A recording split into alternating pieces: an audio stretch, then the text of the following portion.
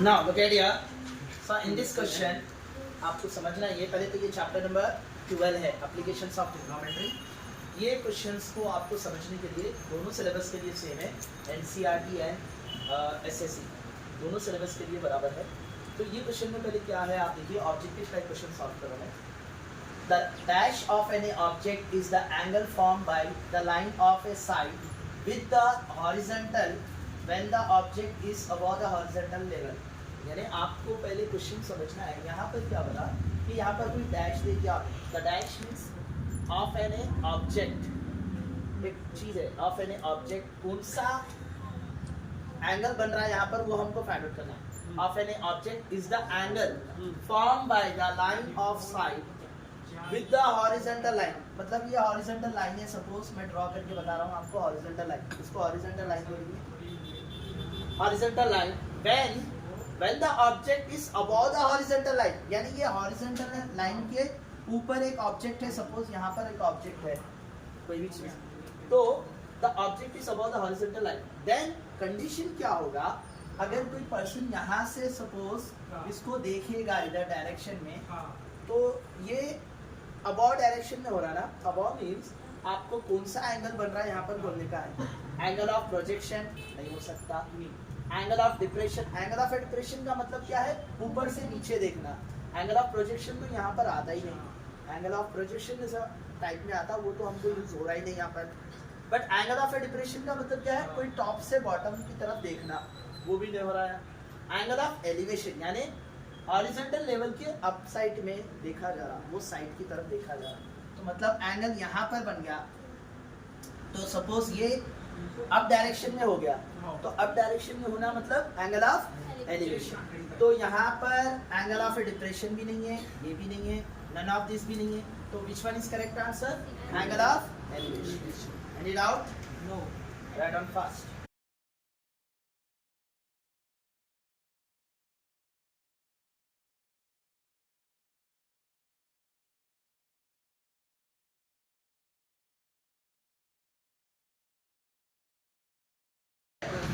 So now, in this question, again the question number 2, same chapter, application of trigonometry, objective type question.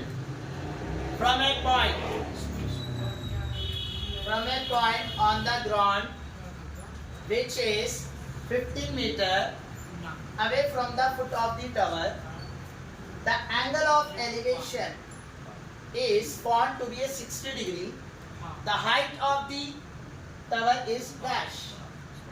तो सबसे पहले आपको यहाँ पर एक पॉइंट्स बनाने का तरीका देख लो, सॉल्व करने का तरीका भी देख लो।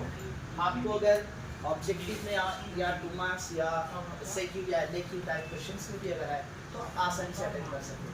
तो पहले आपने उस क्वेश्चन में समझना है कि क्या दिया गया है, what is the given in the question and what they are asking. Question में क्या दिया और क्या पूछ रहा है, वो मेन पॉइंट रखता। जैसे कि from a point on the ground which is 15 meter away from the foot of the tower, the angle of elevation is 60 degree। तो मैं आपको बता दूं यहाँ पर पॉइंट नंबर 1 जो आपको ऑलरेडी दे दिया गया है, एंगल ऑफ एलिवेशन, यहाँ पर एंगल ऑफ एलिवेशन भी दे दिया आपको, या पॉइंट नंबर 1 में that is theta is how much 60 degree. Angle of elevation बोल के पूरा सेंटेंस में बताना है, मतलब मैं शॉर्टकट में बता रहा हूँ आपको। उसके बाद point number 2, what is the given, from the point on the ground which is 15 metre away from the point. मतलब आप डायग्राम बता रहा हूँ मैं आपको, ये देखिए अब एक टावर है, सपोज करो ये एक टावर है, ये टावर है, ये टावर से आप जो है सो एंगल ऑफ एलिवेशन को देख रहे हैं आप, यानी नीचे से ऊपर देख रहे हैं आप, ठीक है, नीचे से ऊपर देख रहे हैं, तो ये अपोजिट हो गया, ये हाइपोटेनियस, ये एडजेसेंट। तो ये तो डायरेक्शन बन गया हमारा, एक सिंपल सा डायग्राम कॉन्सेप्ट बन गया। First height of the tower, ये हाइट हो गई, ये हाइट ऑफ द टावर बन गया, टावर की हाइट, मगर क्वेश्चन में नहीं दिया the height of the tower means we have to find out, तो यहाँ पर हैश ले लिया। उसके बाद आप क्या करें, एक पॉइंट दिया from a point on the ground which is 15 metre away from the foot of the tower. Foot of the tower का मतलब ये है जो टावर का पॉइंट किधर है, मेन पॉइंट टावर का यहाँ है, जिस जगह पे ठहरे हुआ है, तो वहां से जो यहाँ तक जो बंदा देख रहा है उसका कितना दिया टोटल 15 मीटर, मतलब ये डिस्टेंस दे दिया, Already the distance also given. Now what they are asking only height of the tower. Question में क्या पूछ रहा है? Height of the tower find out करो. Or from the 15 meter of the away from the foot of the tower also given. Or angle is also given. How much of angle? Angle of elevation is 60 degree. Any doubt? देखो main diagram के ऊपर है. Question read करके अगर जो student diagram draw करता है ना, उसको आसानी से हम सॉल्व कर सकते हैं. तो मेन प्रैक्टिस आपको क्वेश्चन समझना है, उसके बाद डायग्राम उतारना है. ये पॉइंट्स आप उसको देखते हुए बना सकते हैं. तो here what they are asking h height find out करना है. और आपको सॉरी हाइट नहीं लिखे तो पहले आप ये पॉइंट भी लिख दो. क्या है distance? Foot of the distance कितना दिया आपने को? 15 दे दिया. 15 metre away from the point. इसको डिस्टेंस को हम क्या कंसीडर कर रहे हैं यहाँ पर? एडजेसेंट. इसको ये एडजेसेंट हो गया. Third point height find out करना है. Height of the tower. तो हाइट क्या है अपने पास? Opposite. Don't know height find out करना. तो अब यहाँ पर एप्लीकेशन ऑफ ट्रिग्नोमेट्री में एक खासियत है, आप रेशियोज को अप्लाई करते हैं. कैसा अप्लाई करना ratio? Based on this diagram. Main diagram समझ गए तो अपने को रेशियो बनता. डायग्राम के अंदर दो चीजें काम आ रही, अपोजिट और एडजेसेंट. एडजेसेंट ऑलरेडी गिवन है, अपोजिट हमको फाइंड आउट करना है. तो एडजेसेंट गिवन है, हाइट फाइंड आउट करना है. तो ये दोनों कौन से रेशियो में आता? tan theta. कौन से रेशियो में आता? tan theta. तो देखिए अब आप tan theta opposite by adjacent. तो थीटा की वैल्यू है ऑलरेडी अपने पास. What is the value of theta? 60 degree.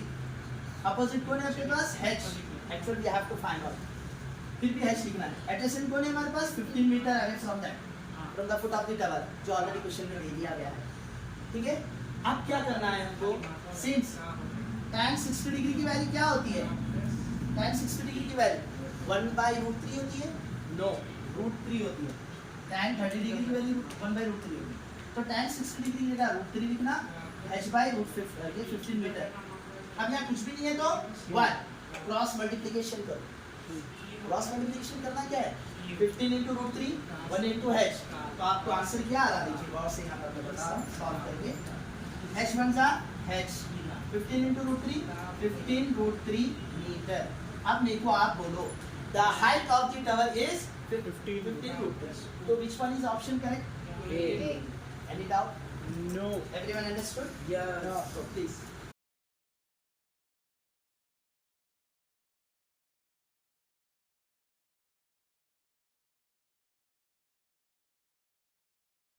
From a point on the ground, यानी ग्राउंड लेवल से एक पॉइंट बताओ आपको. The angle of elevation already question given in the question. Angle of elevation का मतलब क्या समझे अपन अभी तक? नीचे से ऊपर देखना.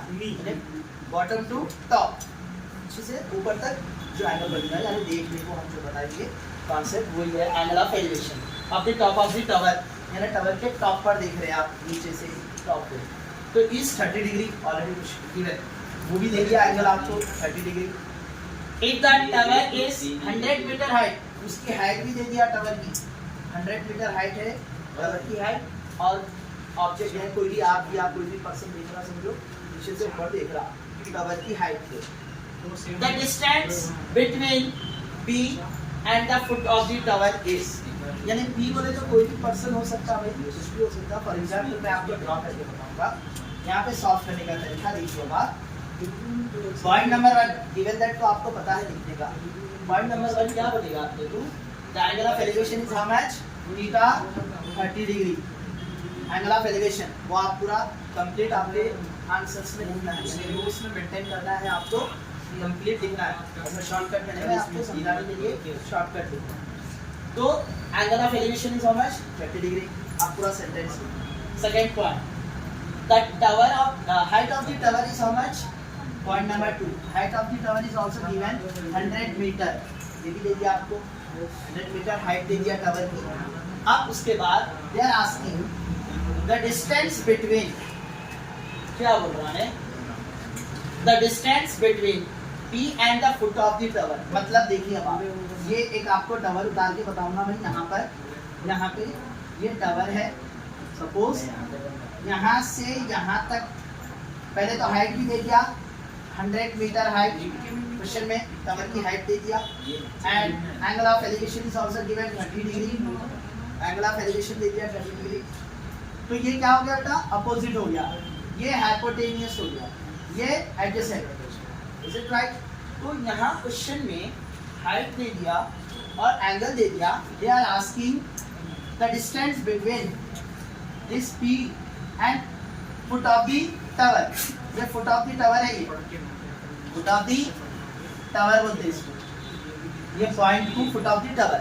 तो फुट ऑफ द टावर और जो पर्सन ठहर कर यहाँ से जो देख रहा है इसे टावर की वहां तक, तो ये दोनों के बीच का डिस्टेंस फाइंड आउट करना है, तो that is called D.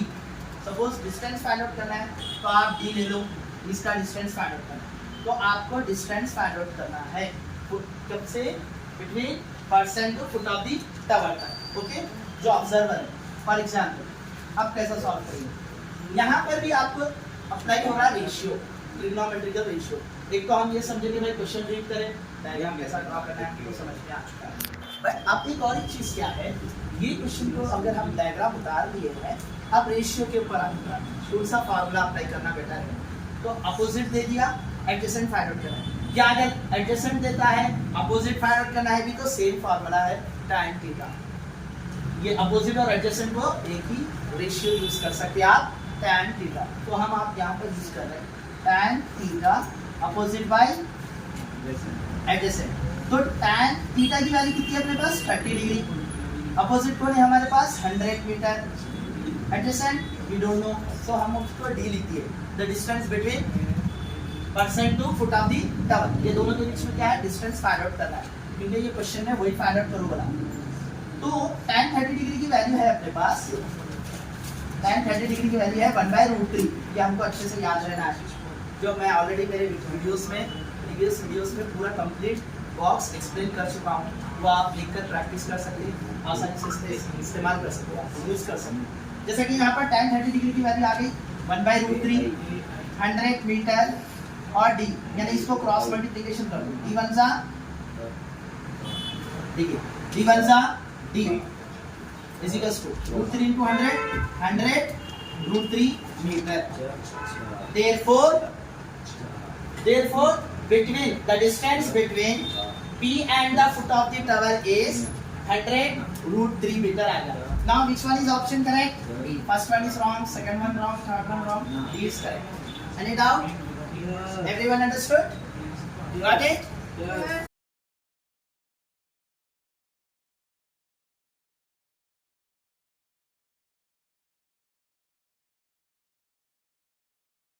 Now look at here.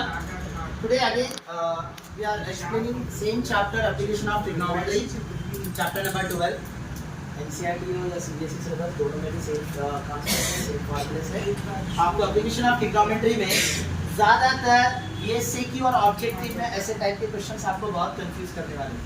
ये बहुत इंपॉर्टेंट है, जरा गौर से देखना है ये क्वेश्चन। यहाँ प्रॉब्लम क्या होती है, बच्चों को कहाँ पर गलती करते वो भी बताया था आपको। देखिए एन इलेक्ट्रिक पोल, एक इलेक्ट्रिक पोल है जो अपने घरों के पास होते हैं ना, हमें इस 10√3 मीटर हाइट है उसकी, एक्चुअल ऑलरेडी हाइट भी दे दिया है, and its shadow is 10 metre in length. यहाँ बच्चे गलती करते, इसको अंडरलाइन करिए, बहुत इंपॉर्टेंट है ये सेंटेंस, बहुत इंपॉर्टेंट है, क्योंकि यहाँ पर गलती कहाँ होती है मैं बताऊँगा आपको कैसा गलती करते हैं। एन इलेक्ट्रिक पोल, ये तो समझ के बच्चे हाइट कॉमन बता लेते हैं, यानी मैं देखो डायग्राम बता रहा हूँ आपको। सपोज करो ये एक इलेक्ट्रिक पोल है जो ये अपने घरों के पास होती है, तो सपोज इलेक्ट्रिशियन जो है उसको रिपेयर करने के लिए काम करना चाहता है, तो एक इलेक्ट्रिक पोल की हाइट भी दे दिया उसने 10√3 मीटर, यानी इसकी कितनी हाइट दे दिया 10 मीटर, 10√3 मीटर हाइट दे दिया, तो मतलब ये हाइट हो गया, दिस इज कॉल्ड हाइट, ये ऑलरेडी क्वेश्चन में दे दिया। Then its shadow is 10 metre in length.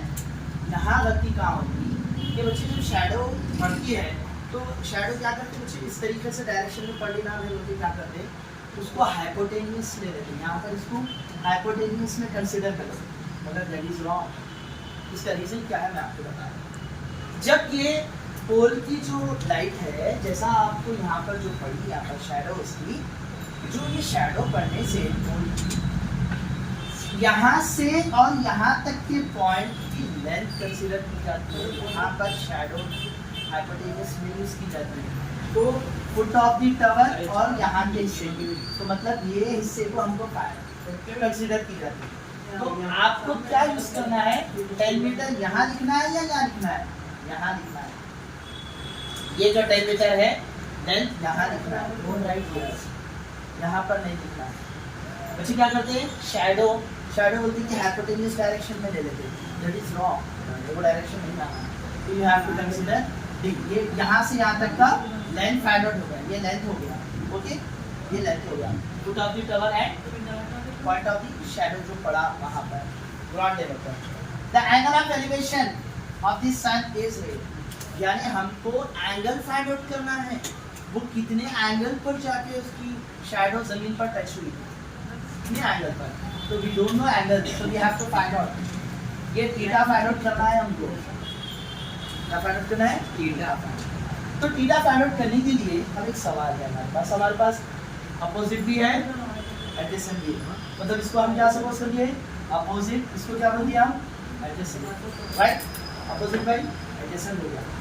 इस बेस पे मेरे पास tan थीटा फार्मूला है, अपोजिट बाय एडजेसेंट। तो मेरे को क्या है, tan थीटा नहीं मालूम, we don't know theta value, but opposite क्या है मेरे पास, tan √3 है।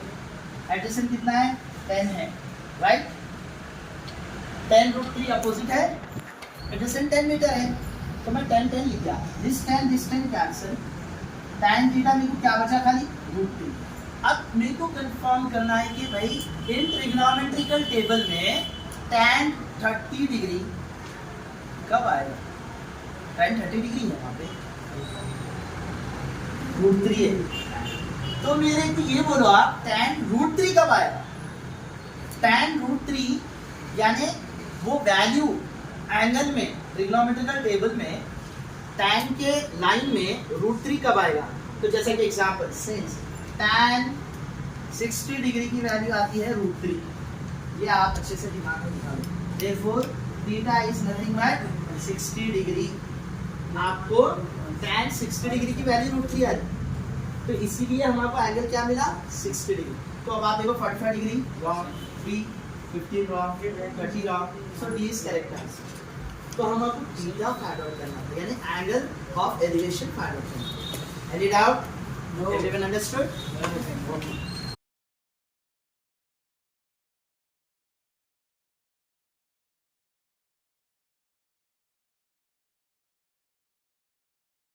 Now look at here.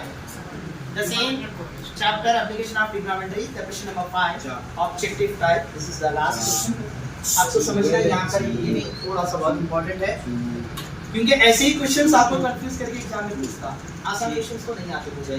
तो देखिए क्या होता है यहाँ पर, if the shadow of a boy x, मतलब बॉय की जो शैडो पड़ेगी है वो अगर कुछ बनती है, तो वहाँ पर बॉय की शैडो देखना है, और अगर शैडो है तो x मीटर हाइट, यानी एक्चुअल बॉय की हाइट क्या है, तो एक्चुअल मालूम है, we have to find the height of the boy.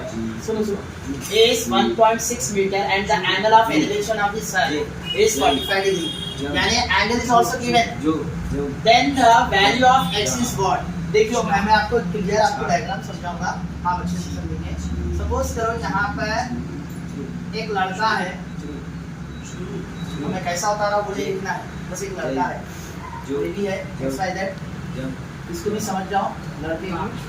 तो ये लड़का यहाँ पर ठहरा है, सपोज करो भाई सूरज यहाँ है, सूरज यहाँ है, सपोज बोल रहा हूँ, जरूरी नहीं है सूरज यहीं रह सकता, सूरज यहाँ है। तो अब जब सूरज की शुआएं इसके ऊपर पड़ी तो इसकी शैडो यहाँ पर गिरी ना भाई, तो मैं क्या करा, इसकी शुआएं जो ऐसे यहाँ पर गिरा दिया, ओके, नीचे गिर गए, तो यहाँ तक पहुँच गई इसकी हाइट।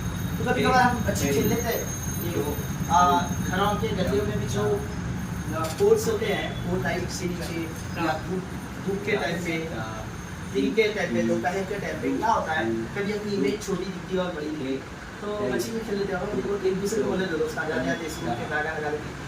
ये ज़्यादातर हाइट 4th 5th क्लास के बच्चे करते हैं, तो ज़रा हाइट बड़ी दिमाग में तेज से लंबा हो गया, लेकिन मेरी हाइट कितनी बड़ी है, तो ये बोल लेते हैं हम ज़्यादातर। तो वही शैडो है वो जो जो इमेज फॉर्म हुई इज शैडो। तो यहाँ पर भी है बॉय की, तो इसको हम क्या सपोज करें, सपोज करो यहाँ से स्टार्ट हो रहा है ए और B, height of the boy अपने को नहीं मालूम, you don't know that is X, X ले रहे हैं क्योंकि हमको फाइंड आउट करना है। In the shadow of the boy X metre, height is 1.6 metre, बोले तो बच्चे क्या करते हैं यहाँ हाइट लिख देते हैं, यहाँ हाइट लिखते हैं, हाइट यानी क्वेश्चन के हिसाब से सब सवाल। In the shadow of a boy, अगर बॉय की शैडो पड़ती है x मीटर पर, height is 1.6 metre and the angle of elevation of the sun is given. तो यहाँ पर जो मीटर्स में दे दिया, x मीटर्स में यहाँ इस 1.6 यानी कुछ हाइट पे है, उसकी शैडो पड़ी, तो यहाँ सपोज करो आप 1.6 मीटर यहाँ लेना पड़ेगा, लेंथ ऑफ दी शैडो है। आपको यहाँ कंफ्यूज करता क्वेश्चन में ये, इसी को समझा रहा हूँ। हम क्या करते वालों, सर 1.6 यहाँ लिखना है, 1.6 वहाँ नहीं लिखना है, और एंगल आपको यहाँ पर क्या दिया 45 डिग्री में दे दिया। जब शैडो पड़ेंगी तो इसकी लेंथ पड़ेगी ना, हाइट की शैडो है वो, एक बंदे की हाइट है तो उसकी जो शैडो पड़ी जमीन पर तो उसकी लेंथ पड़ेगी नहीं ना 1.6 मीटर। तो यही गलती कर रहे हैं हम, सर हाइट बोलते कि यहाँ लिख देते एक्साइट, यानी ओवर कॉन्फिडेंट में आ जाते हैं हम एग्जामिनेशन में, अरे बहुत आसान था सर, हाइट यहाँ लिख दिया, ये फाइंड करना था, दैट इज रॉन्ग, समझो क्वेश्चन के हिसाब से। तो एंगल ऑफ एलिवेशन तो क्वेश्चन में दे दिया 45 डिग्री और शैडो भी दे दिया बॉय एक्स की। तो अब क्या करते हैं आप, कौन सा फार्मूला यूज करते हैं, दोनों है ना, अपोजिट बाय एडिशन। ऑब्वियसली हम क्या यूज कर रहे हैं, tan theta, opposite by addition use कर रहे हैं। तो अब tan थीटा, थीटा की वैल्यू क्या है हमारे पास 45 डिग्री, अपोजिट कौन है हमारे पास x है, x है, यानी we don't know exact height of that actual ये बॉय पर्सन की हाइट नहीं मालूम, बॉय की हाइट अपने पास 1.6 मीटर ऑलरेडी क्वेश्चन में दिया। tan 45 डिग्री की वैल्यू क्या आती है 1, ये भी आपको याद रहना, tan 45 degree is how much, always 1। आप देखो यहाँ पर x हो गया, ये 1.6 मीटर हो गया, या कुछ भी नहीं है तो 1, क्रॉस मल्टीप्लिकेशन करो, x1 का x, 1 into 1.6 मीटर, ये वो आपका आंसर। बच्चे यहाँ गलती कर दो, इसलिए बताया मैं आपको वापस करके, if the shadow of a boy, boy की शैडो है तो x मीटर में, तो उसकी शैडो पड़ चुकी है, हाइट नहीं दिया उसकी, दैट हाइट इज 1.6 मीटर। तो मतलब क्या करते, बच्चे की हाइट बोलते हैं लोग ये मेंशन करते, दैट इज रॉन्ग, वो नहीं है, उसकी शैडो पड़ी तो उसकी डिस्टेंस मालूम हो गया 1.6 मीटर, तो उसकी actual the angle of elevation is also given, then the value of x, मतलब बॉय की जो टॉप में दे दिया, बॉय की हाइट है ये x, अपने को बॉय की हाइट फाइंड आउट करना है। आई बात समझ में, इस हिसाब से इसको सॉल्व करना है। आप देखो आंसर ऑप्शन देखिए कौन सा आया, A that is wrong, B is correct answer 1.6 metre. Any doubt, everyone understood?